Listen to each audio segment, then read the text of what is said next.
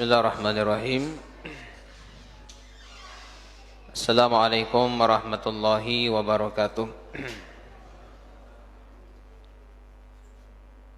Alhamdulillahi rabbil alamin. Hamdan katsiran thayyiban mubarakan fihi kama yuhibbu rabbuna wa yardah. Wa ashhadu an la ilaha illallah wahdahu la syarika lah. Wa ashhadu anna Muhammadan abduhu wa rasuluhu. Allahumma salli wa sallim ala nabiyyina wa habibina wa qudwatina Muhammadin sallallahu alaihi wasallam wa ala alihi wa sahbihi wa man tabi'ahum bi ihsanin ila yaumiddin. Amma ba'd. Hadirin wa hadirat jemaah Isya yang insyaallah dirahmati oleh Allah Subhanahu wa taala. Alhamdulillah, kembali kita senantiasa memuji dan bersyukur kepada Allah Subhanahu wa taala. Bersalawat kepada Nabi kita Rasulullah Muhammad sallallahu alaihi wasallam, kepada para sahabat-sahabat beliau beserta orang-orang yang senantiasa berupaya untuk mengikuti jejak mereka dengan baik sampai hari kiamat. Jemaah sekalian, insyaallah pada malam hari ini kembali kita akan lanjutkan pembahasan ta'ammulat dan tadabburat dari surah Al-Anbiya. InsyaAllah kita akan lanjutkan di ayat yang ke-70, yakni firman Allah Subhanahu wa taala,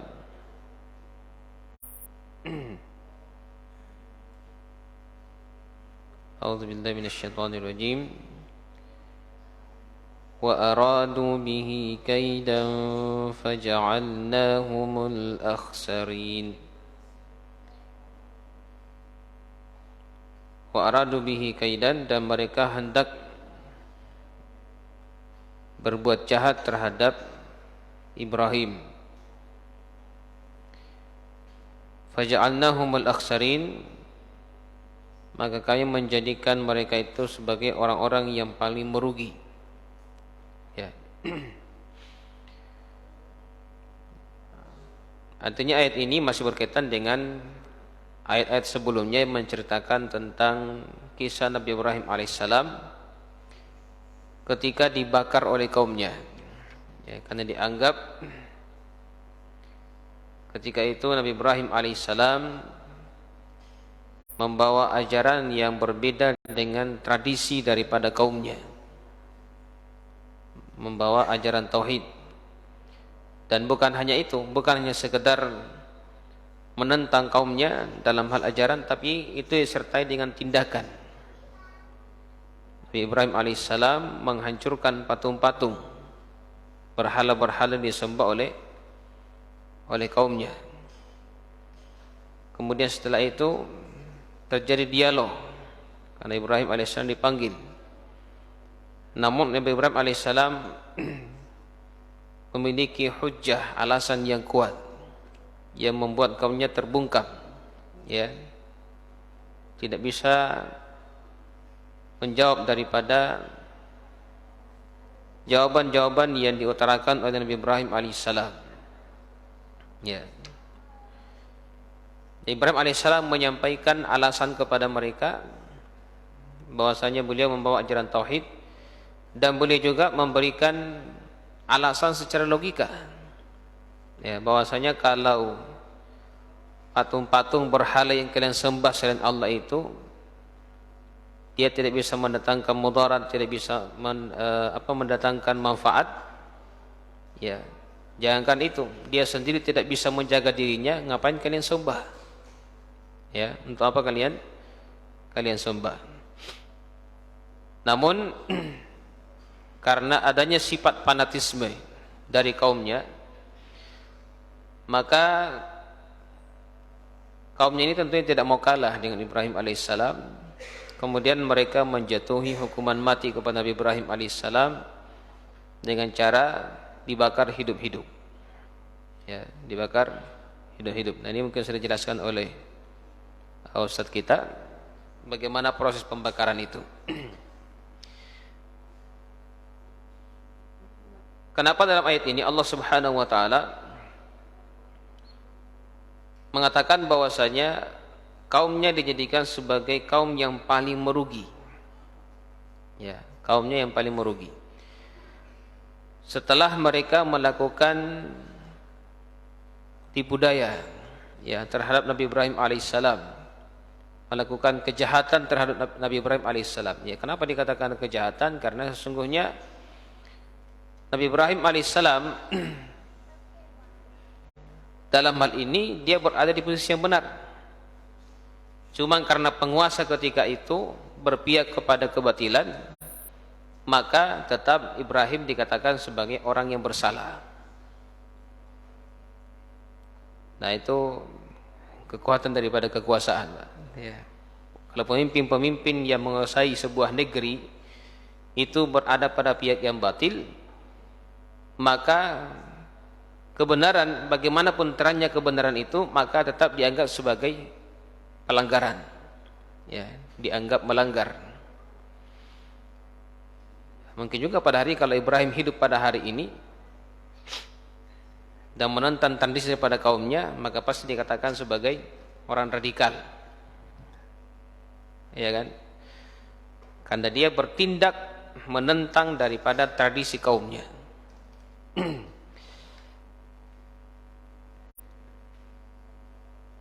Kemudian ketika kaumnya ini berusaha untuk menghinakan Nabi Ibrahim alaihissalam dengan dibakar hidup-hidup, tentunya mereka punya tujuan. Kenapa Nabi Ibrahim itu dibakar hidup-hidup? Bukan dengan cara membunuh yang lain. Ya kan, kalau mau dibunuh kan ditebas lehernya kan selesai. Tapi kenapa harus dibakar hidup-hidup? Ya. Tentunya di samping ini adalah bentuk penyiksaan yang dianggap oleh mereka sebagai penyiksaan yang paling tinggi. Itu juga adalah sebagian ulama mengatakan adalah tradisi mereka. Kalau ada orang yang berani untuk mencela Tuhan-Tuhan mereka, maka hukumannya itu adalah dengan dibakar. Dalam proses pembakaran ini, yang mana mereka berkeyakinan bahwasanya Nabi Ibrahim alaihissalam sudah pasti akan mati ketika dibakar. Karena secara logika akal pikiran kita, ya siapapun yang dibakar itu pasti akan mati. Apalagi ini apinya bukan api yang kecil. Ya, ada disebutkan dalam sebuah riwayat bahwasanya mereka mengumpulkan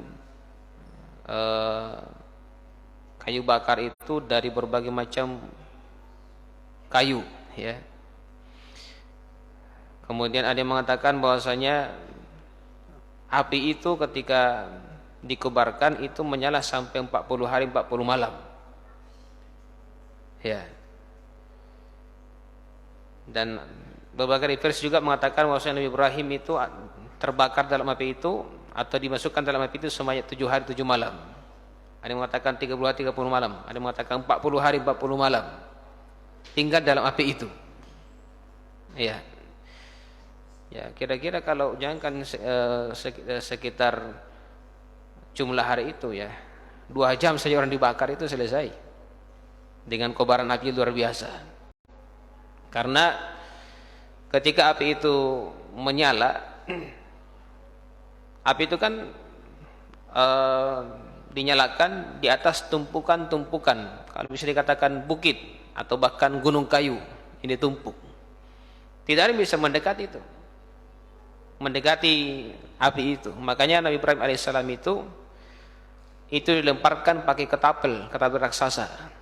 Orang Makassar bilang apa itu? Pate, ya. Dari jauh itu, jadi ini tumpukan kayu yang tinggi, di sana ada bukit. Nah, di bukit sana itu dilemparkan pakai ketapel turun. Nah, jadi dalam keyakinan mereka ini Ibrahim alaihissalam pasti mati, pasti mereka mati. Apa pasti beliau meninggal?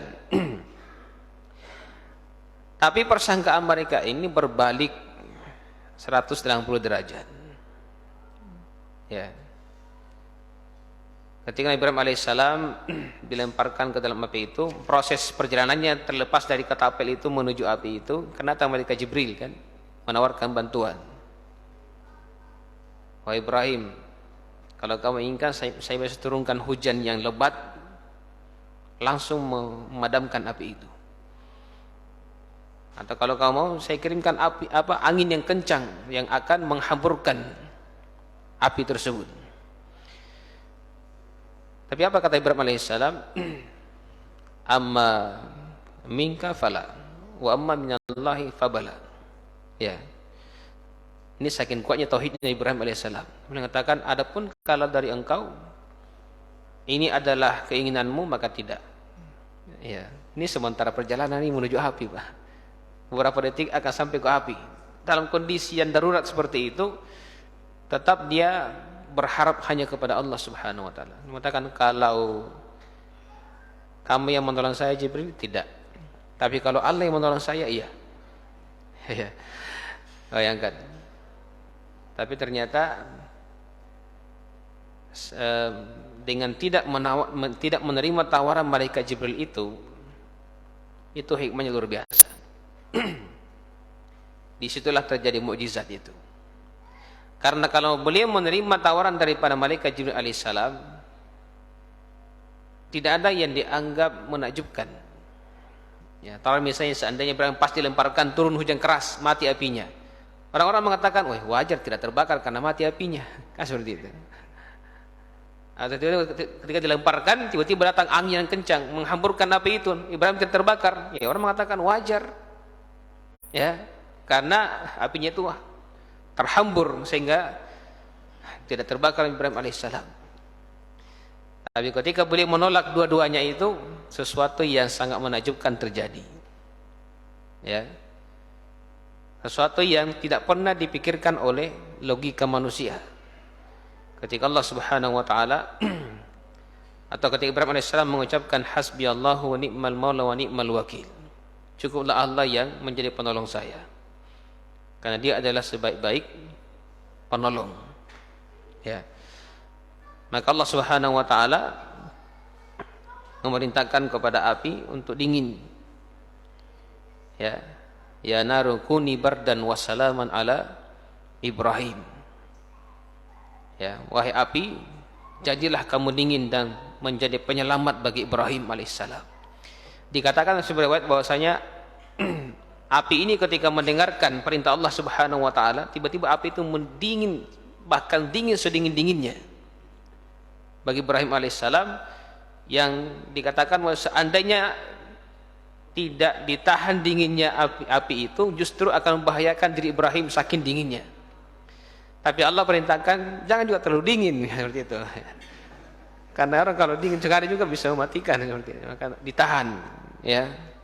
Dinginnya maksudnya adalah dingin yang bisa mendatangkan keselamatan, bukan yang membahayakan juga. Nah, seperti itu. Dan ternyata apinya itu tidak dingin sedingin-dinginnya, dia hanya sejuk. Bahkan disebutkan oleh riwayat bahwasanya Nabi Ibrahim pernah mengatakan bahwasanya saya tidak pernah mendapatkan situasi dan kondisi dalam hidup saya yang lebih indah ketika saya berada dalam api. Ya, beliau merasakan sesuatu yang sangat nikmat ketika berada dalam api tersebut, yang tidak pernah dirasakan sebelumnya maupun sesudahnya. Ya. Kemudian dalam proses pembakaran Nabi Ibrahim alaihissalam itu kan ada riwayat diceritakan ya, binatang, ada 2 ekor binatang itu, yang satunya berusaha untuk memadamkan api, yang satunya dia meniup apinya supaya tambah kencang. Sekalipun tidak berpengaruh ya, karena disebutkan karena semut itu yang semut dengan kecilnya tubuhnya, dia mengambil dengan mulutnya itu air dari danau yang ada di sekitar situ, dia bawa menuju api itu dan membuang ke tengah-tengah api itu. Ya, apa kira-kira kalau kita secara logika ngapain setetes air yang sangat kecil itu jatuh ke dalam lautan api? Tidak bermanfaat. Ya, makanya ketika ditanya oleh burung itu, semut kami bikin apa itu? Apa manfaatnya itu? Ya, kamu mau padamkan api dengan setitik air itu? Tidak mungkin. Ya. Sementara cicak dikatakan datang kemudian meniup api itu. Ya, sekalipun juga tidak berpengaruh kan, tiupan cicak kan ya cuma seberapa saja. Tapi ketika semua ditanya seperti itu, dia mengatakan, yang jelasnya saya berusaha untuk membantu Ibrahim sesuai dengan kemampuan saya. Dan saya nanti di hari kiamat bisa lepas dari pertanyaan Allah Subhanahu wa taala karena saya menyaksikan Ibrahim dibakar, apa yang kamu lakukan untuk membantu Ibrahim? Beda dengan cicak. Ketika dia berusaha untuk meniup api itu, ternyata ujung-ujungnya apa? Rasulullah SAW menyuruh untuk membunuh cicak. Dia bahkan disunahkan untuk membunuh cicak. Dan Rasul menyebut bahwasanya cicak itu sebagai binatang fasik. Ya, binatang fasik. Makanya ini disebutkan ada seorang tabi yang pernah masuk di rumah Ibunda Aisyah radhiyallahu anha. Dan ternyata di rumah Aisyah itu ada tombak. Dia bertanya, wahai Ummul Mukminin, kenapa ada tombak di rumah? Dia mengatakan, ini tombak saya pakai itu kalau ada cicak langsung tombak, saya tombak cicaknya. Ternyata tombaknya pakai untuk membunuh cicak. Orang kadang merasa heran. Dan ini kadang jadikan syubhat dalam Islam. Islam itu kok jahat sekali ya. Satu cicak yang berbuat, seluruh cicak dapat batunya. Ya kan, yang cicak di zamannya Ibrahim itu kan ya paling satu cicak saja yang berbuat. Kenapa semua keturunannya juga kena? Memangnya dalam Islam itu ada namanya dosa keturunan. Ya, ya. Kalau orang tuanya berbuat, anak-anaknya, cucunya kena semua. Nah, sebenarnya kalau dipikir sih bukan di situ sebenarnya. Ketika Rasulullah mengatakan bahwa cicak itu adalah binatang fasik, itu penyebab utamanya. Kenapa? Karena cicak itu tai sembarangan dia buang kotoran. Dan yang kedua, pernah saya dapatkan penelitian, ini wallahu alam benar atau tidaknya ya. Ternyata katanya cicak itu air liurnya sangat berbahaya, sangat beracun. Ya, kalau dia makan makanan kemudian bekasnya itu dimakan oleh manusia, itu bisa membuat orang keracunan, bahkan bisa mati.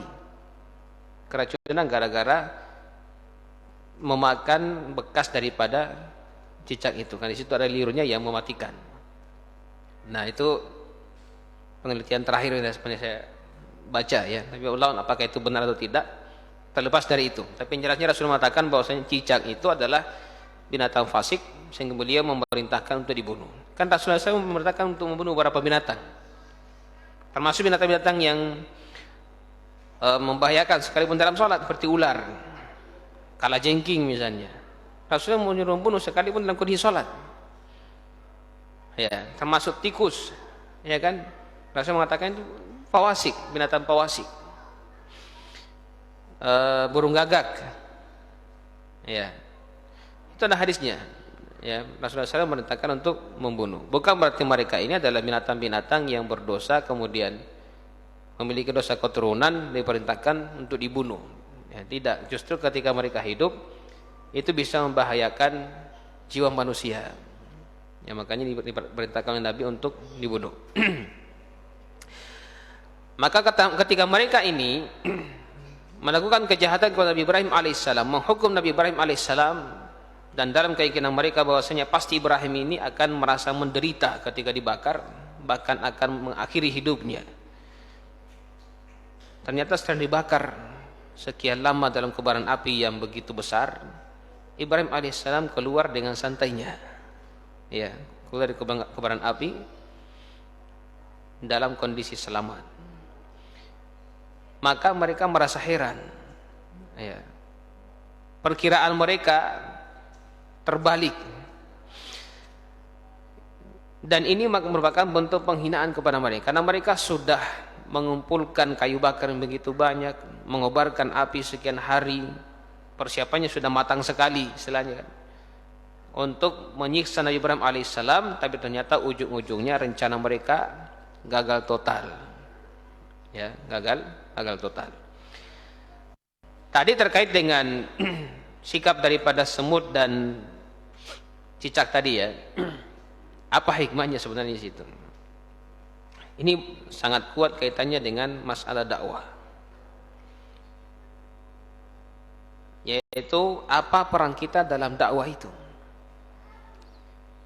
Kenapa?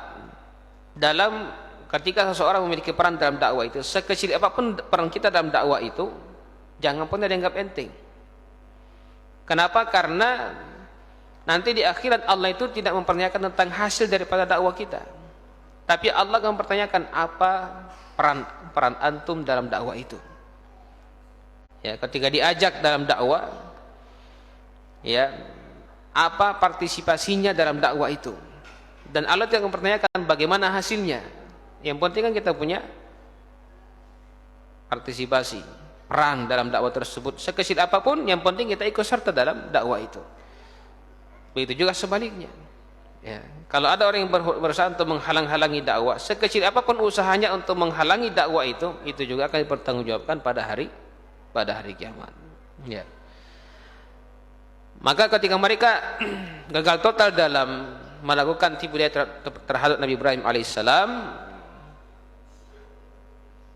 maka Allah Subhanahu wa taala menyifati mereka sebagai al-akhsarin, orang yang paling merugi. Ya. Dalam ayat lain Allah Subhanahu wa taala menyebutkan faja'alnahumul asfalin, kami menjadikan mereka sebagai orang yang paling rendah. Ya. Kaum Ibrahim sebagai orang yang paling rendah. Kenapa dikatakan al-akhsarin bukan al-khasirun?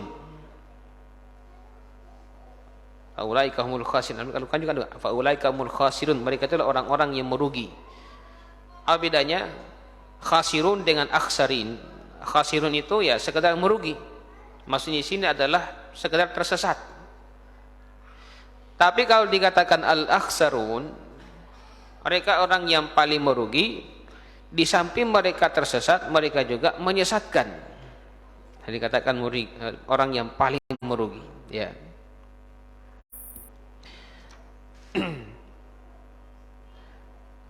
Ya, kalau kita baca di sini,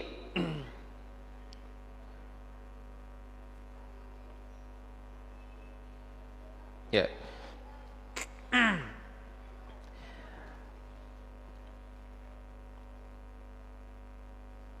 Ketika Allah Subhanahu wa taala menyebutkan tentang kisah Ibrahim ini di surah, satu di surah ini, surah Al-Anbiya, Allah mengatakan wa aradu bihi kaidan faja'alnahumul akhsarin.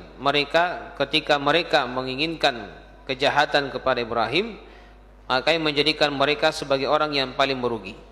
Sementara dalam surah As-Saffat ayat 98, ketika Allah menceritakan kisah Ibrahim alaihissalam, Allah berfirman fa'aradu bihi kaidan faja'alnahumul asfalin. Ya. Mereka ingin berbuat jahat kepada Ibrahim, lalu kami menjadikan mereka sebagai orang yang paling rendah. Jadi ada yang paling rugi, ada yang paling rendah. Apa hikmahnya? Ya. Masukkan di sini jawabannya. Fi suratil Anbiya akhbar Allah Ta'ala an Ibrahim alaihissalam annahu kada asnamahum. Ya, kalau dalam surah Al-Anbiya ini Allah Subhanahu wa taala mengabarkan bahwasanya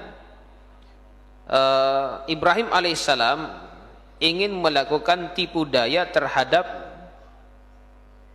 sembahan-sembahan mereka. Ya.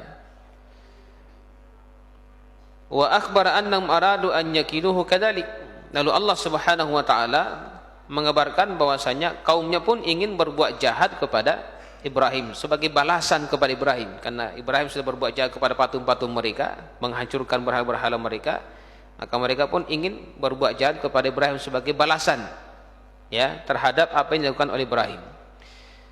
Fataqabbalal kaidan. Ya, kemudian ya dua tindakan ini dianggap seolah-olah impas. menurut mereka. Falamma ada alaihim kaiduhum abbara bil khasarah. Tapi ketika yang terjadi kenyataannya Ibrahim tidak apa-apa, mereka dikatakan sebagai orang yang merugi. Tindakan mereka itu dianggap merugi. Sementara di dalam surah As-Saffat, kenapa dikatakan Allah menjadikan mereka sebagai orang-orang yang paling rendah? Karena dalam surah As-Saffat di ayat sebelumnya Allah berfirman, qalu bunu lahu bunyanan fa'alquhu fil jahim. Ya. Mereka mengatakan bangunlah sebuah bangunan. Ya, lalu mereka melemparkannya ke dalam api. Jadi ketika mereka membuat sebuah bangunan di atas bukit, bangunan khusus ya untuk melemparkan atau tempat melontarkan Nabi Ibrahim alaihissalam di tempat tersebut, itu kan tinggi, ya. Maka disebutkan aqabahumullahu min jinsi amalihim faja'alahum humul asfali. Maka Allah Subhanahu wa taala memberikan hukuman kepada mereka dengan hukuman yang sebaliknya. Jadi mereka buat tempat yang tinggi untuk melemparkan Ibrahim alaihissalam, maka Allah Subhanahu wa taala dengan kegagalan daripada sikap mereka itu, Allah menjadikan orang yang mereka sebagai orang-orang yang paling rendah. Ya, orang-orang yang paling rendah. Ini hikmahnya. Dan disebutkan di sini juga ya, perbedaan antara khasirin dengan al-akhsarin. Al-khasirin dhallu.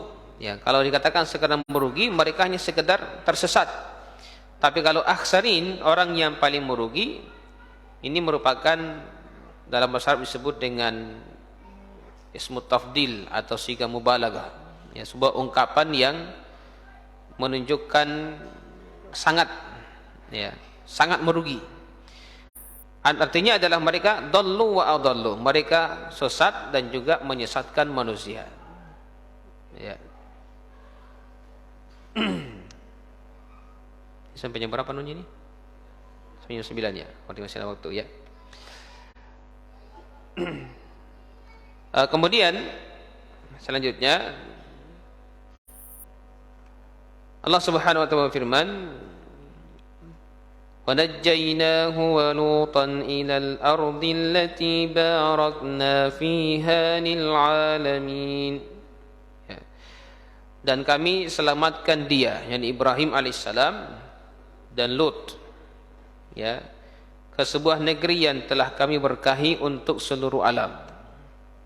Jadi setelah Nabi Ibrahim alaihissalam diselamatkan oleh Allah Subhanahu wa taala dari kobaran api, maka Allah Subhanahu wa taala ya memindahkan Nabi Ibrahim alaihissalam ke sebuah negeri yang diberkahi. Ya, sebuah negeri yang diberkahi. Negeri apakah itu yang diberkahi? Kebanyakan ahli tafsir mengatakan bahwasanya yang dimaksud dengan negeri yang diberkahi di sini itu adalah negeri Syam ya. Allati barakna fiha. Kalau dalam surah Al-Isra juga seperti itu ya. Subhanalladzi asra bi abdihi lailan minal masjidil haram masjidil aqsa alladzi barakna fiha, yang kami berkahi. Itu kan Palestina. Di sini disebutkan juga bahwasanya Allah memindahkan Nabi Ibrahim alaihissalam, begitu juga dengan Nabi Lut, karena Nabi Lut dengan Ibrahim kan satu zaman, ya, satu zaman, ke sebuah negeri yang diberkahi oleh Allah Subhanahu wa taala yang disebut dengan negeri Syam. Ya, sekalipun ada juga ahli tafsir mengatakan ini masuk dengan negeri berkahi sini adalah negeri Mekah. Ya.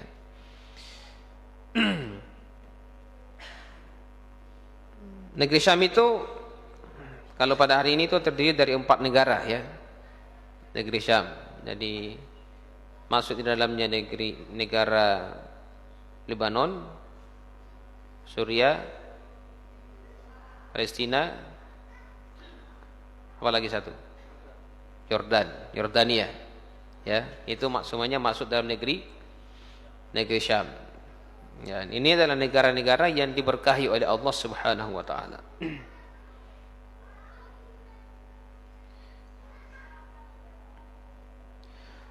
Sebagian riwayat mengatakan bahwasanya Nabi Ibrahim alaihissalam ketika dipindahkan ke negeri Syam ini, disitulah beliau bertemu dengan istrinya. Siapa istri beliau? Yang pertama, Sarah. Ya, dikatakan bahwasanya beliau, ada riwayat mengatakan bahwasanya Sarah ini adalah putri seorang raja dari sebuah negara di Syam disebut dengan Al-Harra. Ya. Tapi ada juga riwayat mengatakan bahwasanya Sarah ini adalah anak paman daripada Nabi Ibrahim alaihissalam. Maksudnya adalah sepupu beliau. Ada yang mengatakan seperti itu, bahwasanya Sarah ini adalah sepupu Nabi Ibrahim alaihissalam. Tapi jelasnya dikatakan bahwasanya di negeri Syam inilah beliau menikah dengan Sarah. Makanya dalam ayat setelahnya di sini Allah Subhanahu wa taala berfirman di ayat yang ke-72, wa wahabna lahu ishaqa wa yaquba nafilah wa kullan ja'alna salihin. Ya. Dan kami menganugerahkan kepada Ibrahim, Ishak dan Yakub, ya, sebagai suatu anugerah, dan masing-masing kami menjadikan sebagai orang yang soleh. Ya, dari Ibrahim alaihissalam mendapatkan keturunan dari Sarah ini, yaitu Ishak dan Yakub. Setelah apa? Tapi setelah menikah dengan Hajar dan setelah lahirnya Ismail alaihissalam.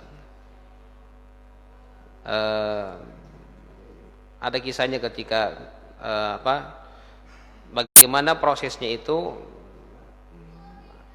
Hajar masuk ke dalam keluarga Ibrahim alaihissalam. Yang kisahnya itu ketika beliau memasuki sebuah negeri yang rajanya di situ adalah raja yang zalim. Raja yang sudah diceritakan ya? Sudah ceritakan? Belum? Karena Rasulullah mengatakan bahwasanya Nabi Ibrahim alaihissalam itu pernah berbohong 3 kali. Pernah berbohong 3 kali. Kenapa boleh berbohong? Karena ada masalah yang besar.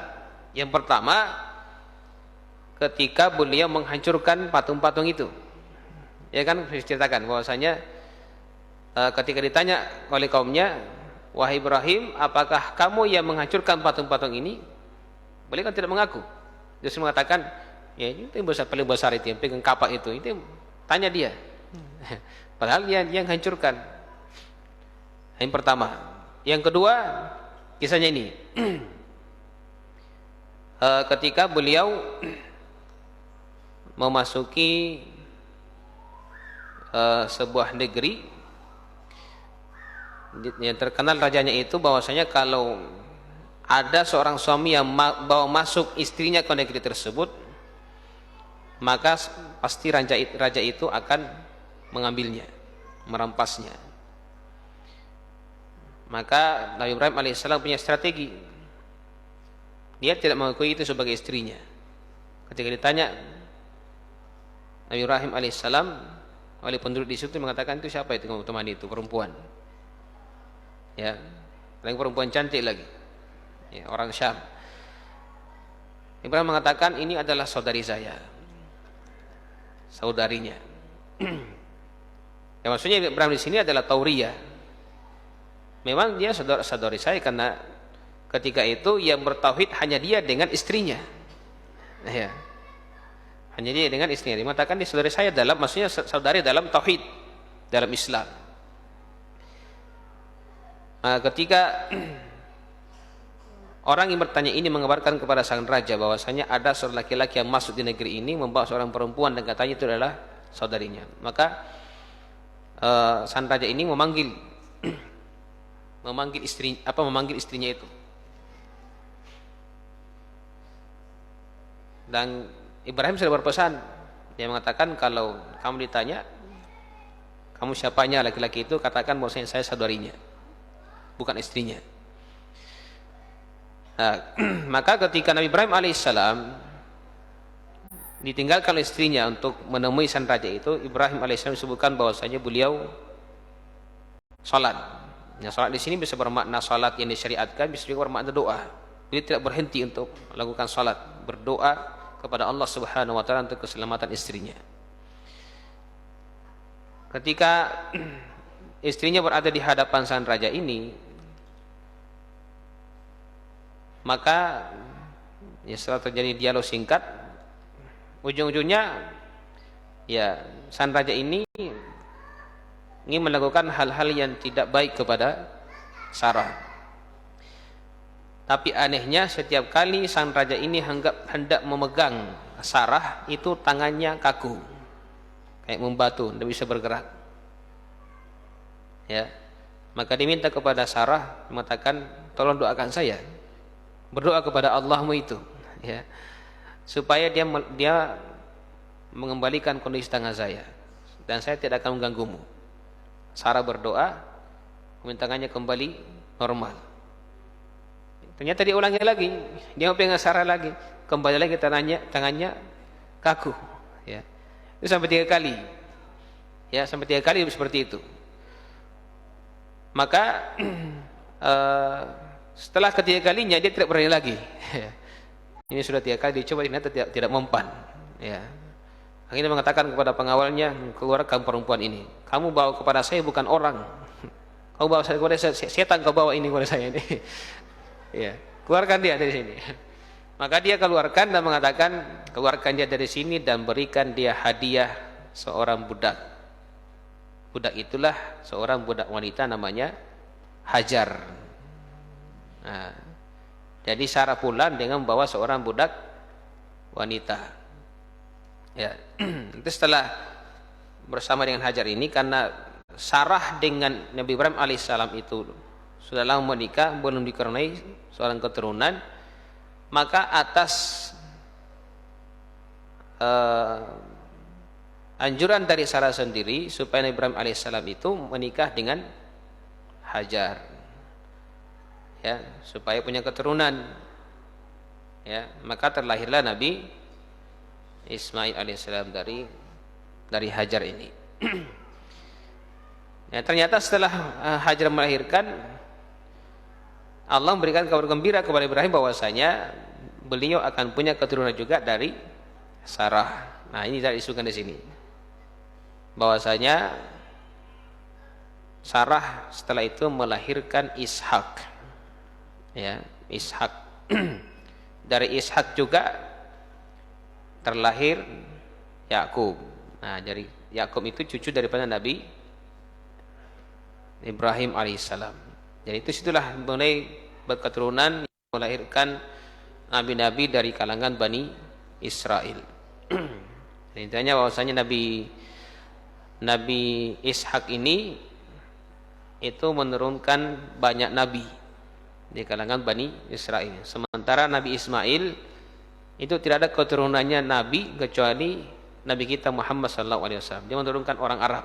Jadi sebenarnya orang Bani Israel dengan orang Arab itu bersaudara sebenarnya, bersaudara. Ya, cuma karena semenjak Nabi diutus menjadi seorang nabi, orang-orang Bani Israel, termasuk orang Yahudi di sini itu sudah menyimpan kedengkian yang begitu besar kepada orang Arab hingga pada hari ini, bahkan sampai hari kiamat. Ya, orang Yahudi itu bukan tidak tahu bahwasanya Islam itu agama yang benar. Mereka sangat tahu.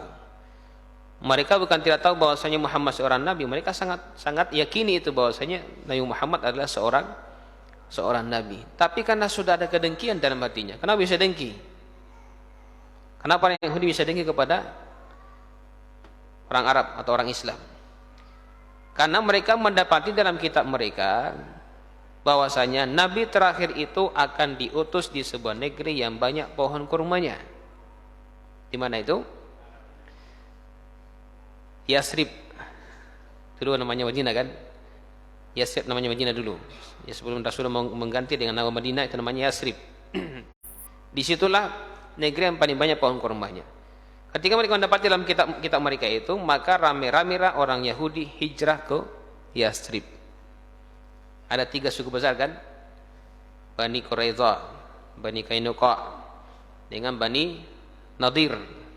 3 suku besar ini tinggal di Madinah. Apa harapannya? Dengan harapan bahwasanya Nabi terakhir itu terlahir dari keturunan mereka ini. Ya kan? Terlahir dari mereka. Setelah mereka sudah tinggal di sana bertahun-tahun bahkan berpuluh tahun menanti kehadiran daripada Nabi terakhir dari keturunan Bani Israel, tahun ini mendengarkan kabar bahwasanya di Mekah lahir seorang Nabi dari kalangan orang Arab. Sakit hati mereka. Ya. Mereka katakan tidak percaya kami.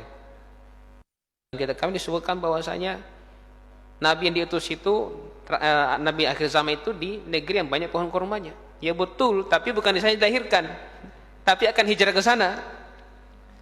Makanya ketika Rasul hijrah ke Madinah itu kan banyak orang Yahudi yang ikut menjemput. Tujuannya apa? Tujuannya untuk melihat tanda kenabian, apakah betul Muhammad itu seorang nabi atau seorang pendusta. Di antaranya kan Huyai bin Akhtab, pemimpin Bani Nadir.